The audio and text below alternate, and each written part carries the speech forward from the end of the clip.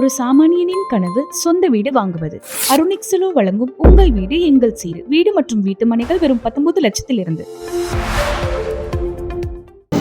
தமிழகத்தில் கடந்த 41 மாதங்களாக நல்லாட்சி நடத்தி வரும் மாண்புமிகு தமிழக முதல்வர் அவர்களுக்கு இன்றைக்கு கிருஷ்ணகிரியில் நடைபெறக்கூடிய இந்த மாநில செயற்குழுவின் மூலமாக தேர்தல் அறிக்கையில் வாக்குறுதி அளிக்கப்பட்ட 70 அகவை முடித்த ஓய்வூதியர்கள் குடும்ப ஓய்வூதியர்களுக்கு 10% கூடுதல் அகவிலைப்படி வழங்கப்பட வேண்டும்.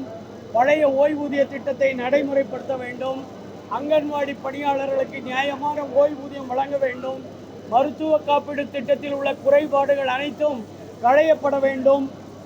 எங்களும் 15 ஆண்டுகளாக பிடிக்கக்கூடிய கம்யூட்டேஷன் தொகையை மற்ற மாநிலங்களைப் போல் 12 ஆண்டுகளாக பிடித்தம் செய்யுமாறு ஆணை வழங்கப்பட வேண்டும். அதே போன்று பண்டிகை முன்பணத்தை 4000 என்பதை 10,000 உயர்த்தி வழங்க மாண்புமிகு தமிழக முதல்வர் அவர்களை கேட்டுக்கொள்கின்றோம்.